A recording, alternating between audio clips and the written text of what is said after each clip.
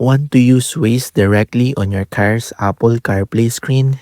In this video, I'll show you how to add Waze to CarPlay step by step.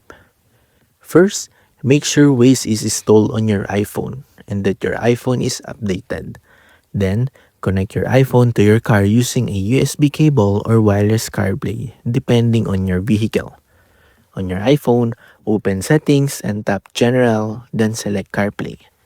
Choose your vehicle from the list and make sure the connection is active.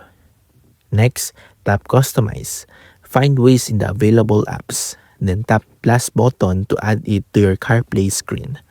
You can also drag Waze to change its position.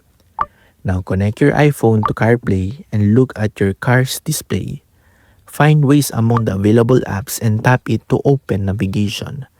And that's how to add Waze to Apple CarPlay. Thanks for watching, and don't forget to like and subscribe for more helpful Waze tutorials.